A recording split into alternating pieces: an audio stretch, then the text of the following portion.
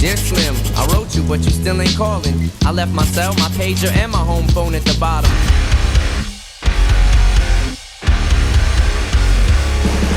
What's up, everybody? I'm Finn McKenty. This is the Punk Rock MBA, and here is the truth. Music is an amazing community that's responsible for the vast majority of friends that I have. It's how I make my living. It's done so much for me and probably for you and millions of other people. Like, my life just would not be what it is without music. But today I wanted to talk about what I guess you could call is the dark side of music, and just kind of the nature of fandom in general, which is all the fandoms and parts of music culture that honestly get toxic. And unfortunately, there are a lot of those. There are obsessive fans that will hunt you down and punish you, like Taylor Swift or Nicki Minaj fans. There's other fandoms like black metal that ignore or even glorify blatantly bigoted beliefs. And then there are fandoms that maybe don't necessarily hurt anybody, but kind of go hand in hand with a lot of elitism and gatekeeping. Radiohead, Midwest emo, and honestly just metal in general kind of come to mind there. And then there's other fandoms where you have to ask, is it healthy that you're making this into like your whole identity and lifestyle,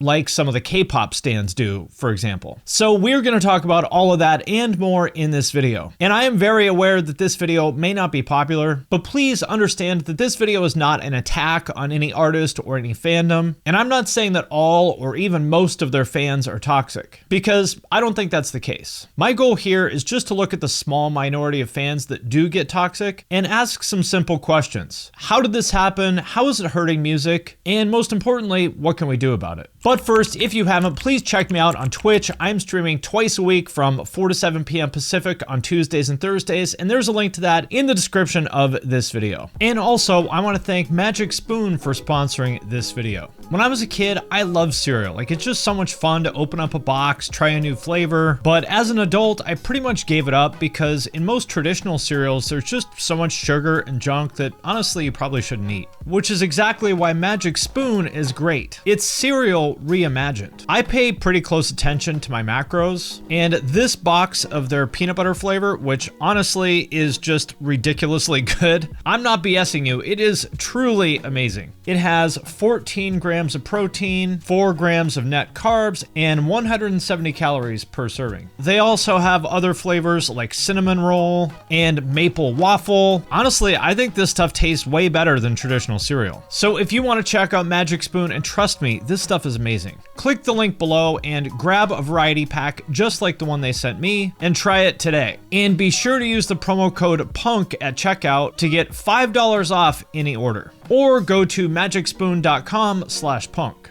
And Magic Spoon is so confident in their product that it's backed with a 100% happiness guarantee. So if you don't like it for any reason, they will refund your money, no questions asked. So click the link below and use the code PUNK for $5 off, or go to magicspoon.com/punk to save $5 today. The first kind of toxic fandom that I want to look at is what you could call stans. But I had a whole phase where I had like multiple different stalkers. They would like start threatening me and like coming near my house, and like a homegirl of mine called the cops, and they showed up at his workplace and they found an unregistered pistol on him. He's locked up, other kids in an asylum. And there's a third one that's not even worth getting into, but he's also locked up. And the origin of that term comes from the Eminem song Stan, which is a combination of stalker and fan. But these days, I think that term doesn't really have the stalker connotations. It's more just about people who take fandom to the point of obsession. And the earliest examples of that are probably from like the very beginnings of pop music, when you would see these legions of fangirls mobbing Elvis and the Beatles, screaming and crying and like literally collapsing from like the intensity of their feelings. And Paul McCartney, if you are listening, Adrienne from Brooklyn loves you with all her heart. I saw you smoking before, and I kissed the limousine you looked out of,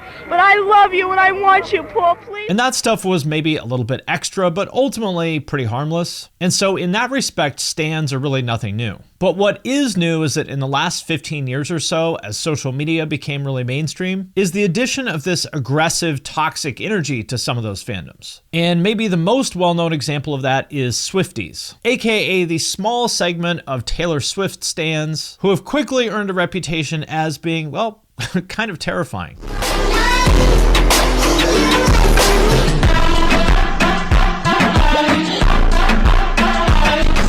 As just a few examples of what I'm talking about here, they sent death threats to reviewers who didn't give her albums a sufficiently high score. They harassed Jake Gyllenhaal and his sister 10 years after Jake and Taylor broke up because apparently he was a dick to her when they dated. And they've even turned on each other, doxing other Swifties, and even going so far as to out them to their families. There's also the Nicki Minaj stans, aka the Barbz, who have done a lot of similar things, like sending death threats to reporters that criticized her on Twitter. And Beyonce's stans, aka the Beyhive, have done a lot of the same stuff, like when they relentlessly harassed the 16-year-old daughter of a woman named Rachel Roy, who supposedly had an affair with Jay-Z. Allegedly, Rachel Roy is Becky with the good hair. You better call Becky with the good hair. And I could go on, but I think you get the idea. And again, just to be clear, this is not an attack on any of those artists or their fans in general, because the people I'm talking about here are a very small, toxic minority. And the question I have here is, are the artists responsible for the actions of their fans? And on the one hand, obviously they can't control what any individual does, right? But at the same time, when you see Taylor Swift turning a blind eye to this stuff and refusing to say anything about it, and Nicki Minaj even encouraging it sometimes, that does seem problematic to me. And I think in those cases, you could say that yes, they do have some responsibility. You could tweet the word hello and the Swifties would be like, yes, queen, she said hello. But then somebody could be like, passive aggressive. Why is she saying hello? Petty. Queen? Why Yeah. did she do that? Yeah. Why is she greeting us? Yeah. Who is she greeting? Yeah. She greeted us too soon. She greeted us too late. Yeah. She greeted us with a weird undertone. But at the same time, I think ultimately, this is really not even about the fandom or music at all. I think this is a mental health issue. For example, one study from a neuroscience journal found that these type of obsessive fans are likely to also display, quote, narcissistic features, disassociation, addictive tendencies, stalking behavior, and compulsive buying. And so I take that to mean that really their toxic behavior isn't about the artist at all. This is an underlying mental health issue that sort of just gets channeled into being a stan. And are the artists responsible for that? Maybe a little bit on the margins, but obviously we can't hold them responsible for the mental health of their fans. And the flip side of that would be the black metal fandom. And if the narrative about pop stans is that it's artists enabling bad behavior from fans, the flip side of that is the black metal fandom, where it's the fans who are excusing or even enabling bad behavior on the part of the artists. And the root of all this in black metal goes back to the era that put the genre on the map. The second wave of Norwegian black metal from the late 80s and early 90s. In particular, one person, Varg Vikernes, aka Burzum, who, as most of you know, burned a church, which created a bunch of copycats who burned more churches, went to prison for stabbing his former bandmate to death, and is a very vocal white supremacist and anti-Semite. But it is definitely not just him. There's a whole subgenre called National Socialist black metal, also known as NSBM, which is neo-Nazi metal plain and simple. Like, Nazi literally means National Socialist. And unfortunately, it's not exactly a small part of the scene. According to Metal Archives, for example, there are over 1,000 bands in the genre. And it's not just the small bands either. There are countless examples of this in the biggest bands in the genre, like how Nurgle from Behemoth poses for pictures with the guy from Graveland who is a literal Nazi and calls him a good friend. Frost from Satyricon plays in a band called Zyklon B, and if you're not familiar, Zyklon B is the gas that was used in the Nazi gas chambers. The drummer of Dimmu Borgir said, "We don't like black people here," and unfortunately, much, much more. Like, I could fill up a whole video with examples of this stuff. And the reaction from metal fans in general seems to be just really kind of a shrug. Like, we don't really care about their politics, we're just here for the music. The final words of Dime Bash 2016, white power, which was apparently just a joke because they were drinking white wine backstage. Get it? And I understand the idea of separating the art from the artist because we can't possibly do a background check on everyone involved with every piece of art that we enjoy. But when someone is just like a blatant outright bigot and doesn't even try to hide it, and it's like in the name of their band, for example, To me, that crosses the line to the point where these fans are really enabling or even supporting some of these really genuinely troubling bigoted beliefs and making excuses for it just because this person happens to make music that they enjoy. And by the way, 55% of you are not subscribed. So if you want to subscribe, hit that button right now. It helps me a lot and make sure that you don't miss any of my videos. Which brings me to the fandom that you all know that I had to include in this video, the K-pop stans. And I will admit that I'm not exactly an expert on this genre, but from what I'm aware of, the issues with this fandom are less about harassing reporters or that kind of thing, and more about invading the private lives of the K-pop artists themselves. For example, you'll hear a lot about how the artists will hide the fact that they're in a relationship because they're afraid of the fan backlash. And when there's a rumor that one of their favorite artists is dating somebody, there's a segment of their fans that just won't let it go, that won't respect their privacy, sometimes even going so far as to harass their family members to find out who it is. Local media reported in October that Kepler's Kim Taeyeon and Cypher's Won have been seeing each other romantically. And there's also a lot of these examples of these sort of honestly kind of embarrassing feuds between the fandoms where they beef with each other online, with one of the biggest rivalries being between fans of two of the biggest K-pop groups, BTS and Blackpink. As far as I'm aware of, that usually just means saying nasty things to each other on Twitter and doesn't really translate into anything in the real world. And in a lot of cases, I think you can just chalk all this up to most of the K-pop fans being really young. Because we all did cringy stuff when we were 13, right? Like, thank God the internet didn't exist when I was in 7th grade, because I definitely would have embarrassed the living shit out of myself. But what's really scary is that that is not always the case. For example, Nayeon from the group Twice has a stalker who is a grown adult man that has been following her for years. For example, there are 2 times where he's booked himself on the same flight as her in an attempt to get close to her. He's shown up outside her building, he's leaked her phone number, and obviously this goes way beyond just fandom. This is scary stuff where you could really imagine somebody getting hurt. And the really disappointing part about all this is that the K-pop industry has been called out on this many times, with a lot of fans saying, hey, this is obviously a problem, why aren't you doing something about it? But the labels and managers seem to be hesitant to do anything about it because extreme fandom is basically what drives the whole industry. Meaning that really the whole reason why K-pop is as big as it is because there are these obsessive fans that will sit there streaming the latest BTS song literally 100 times a day to run the numbers up, or buying every single piece of Blackpink merch as soon as it hits Hot Topic. These are the people generating literally billions of dollars of revenue for the industry. And so why would these people want it to stop? And so I think that maybe more so than any other part of entertainment these days, K-pop is built on what psychologists call parasocial relationships, which are defined as one-sided relationships where one person extends emotional energy, interest, and time, and the other person, the persona, is completely unaware of the other's existence. Sounds familiar, right? And again, I'm not putting down K-pop music or artists or the K-pop fans, because I understand that this is really just a small segment of fans that take things too far. Most of them are completely normal, innocent fans. And this whole emphasis on parasocial relationships is also by no means unique to K-pop. For example, a few years ago, an all-time low fan crashed a wedding that the band was attending just so she could take pictures with them. A complete invasion of privacy and totally uncool. And it's not even limited to music.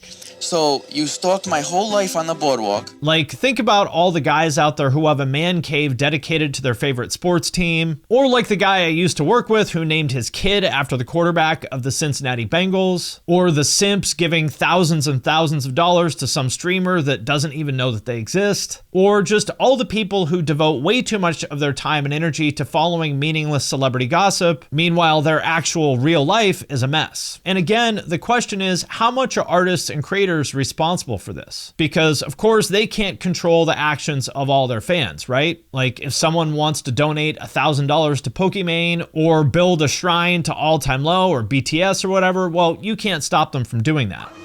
I call on the power of thy sacred shrine, bastion bastion of sanity in this crazy, mixed-up world in which we live. How tender I feel when you brush past me. But at the same time, it's pretty clear that there are people who encourage these sort of really unhealthy, exploitative parasocial relationships that are unhealthy for both the fans and the artists or creators. Like all the K-pop industry execs who refuse to tell the fans to chill out, or all the streamers who just sit there and let the simps drain their bank accounts. Simping isn't bad. Simping is king shit, okay? And that brings us to the next section of toxic fandoms, the elitists. And it's true that some artists or genres do tend to attract more of these like elitist snobs than others. As maybe the most obvious example, really any kind of progressive music, but especially progressive metal. Basically, the more technical or complex the music is, the more likely you'll find the fans to be closed-minded to other genres and to put down other people for their taste in music. The classic example would be like Dream Theater or Tool fans looking down their nose and judging normies who listen to Ariana Grande and Drake or whatever. And it might be particularly bad in metal, but you do see it in other genres like indie rock or Midwest emo or backpack rap. Think of like Radiohead or Neutral Milk Hotel or Run the Jewels, or certain electronic music subgenres like techno or whatever you want to call Aphex Twin, or even in country where you find the people who insist that only Hank Williams and Johnny Cash is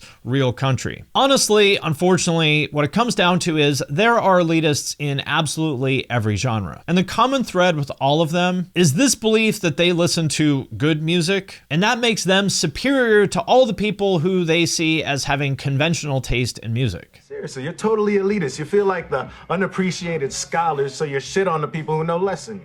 No, which is everybody. And honestly, I think that's just sad. For one, listening to music is not an accomplishment. The fact that you pressed play on a different song than somebody else does not make you better than them. And having good taste in music is not a substitute for personality. You didn't create the music, you just consumed it. And again, this is not unique to music. You see this in comics and video games and really anywhere else that you find like nerdy men. And in a lot of cases, I think that this is coming from a place of insecurity. A lot of these elitists are honestly people who don't really have a lot going for them elsewhere in life. Kind of like the guys in High Fidelity who, to put it bluntly, are kind of losers. These are guys in their 30s working as cashiers in a record store. And so the only thing that they have is to lord their knowledge of obscure music trivia over people who come into the store in the same way as elitists do it now in the comments of Reddit or YouTube. But another explanation for elitism that I was really interested in comes from psychology. Essentially, this study found that people with an S-type cognitive style, meaning one that is better suited towards systemizing and categorizing things than it is to empathy, communication, and social skills, those type of people preferred music that was classified as intense, such as metal, punk, and so forth. And when you look at the other things associated with these really strong S-type cognitive styles, such as difficulty in group social settings, poor communication skills, a tendency towards black and white thinking, and hyperfixation on details, it kind of makes me wonder if the elitists just can't help it. Maybe they were born that way. With that being said, even if it is the case that the elitists were born that way, it's still a problem. Gent isn't a genre. It's an onomatopoeia for distinctive, high-gain, palm-muted guitar sound.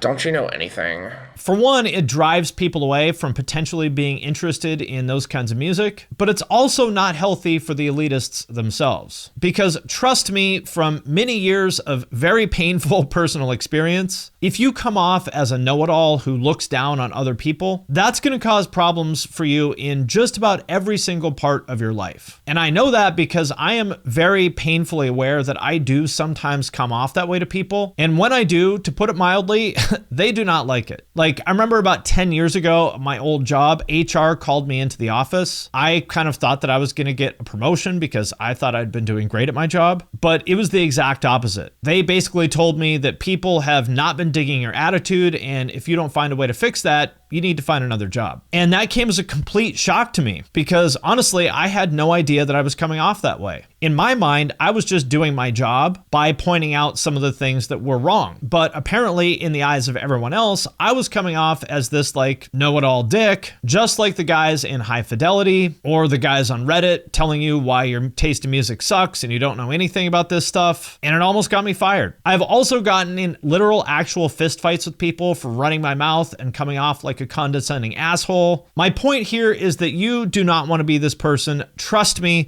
from many, many years of painful experience. What it comes down to is that elitism just has no place in your life or really anywhere in the world. All right, my friends, that does it for this video. As always, let me know what you think in the comments. And I want to thank everyone who supports me on Patreon, especially those of you who support at the True Cult level or above. Patrons get all my podcasts and videos early. There are members only channels at my Discord that I'm super active in. I do giveaways sometimes. There's also a way to have me review your music if you're interested in that. So if that sounds cool, hit the link in the description of this video. And with that, I'm going to sign off for now, but I will see you next time.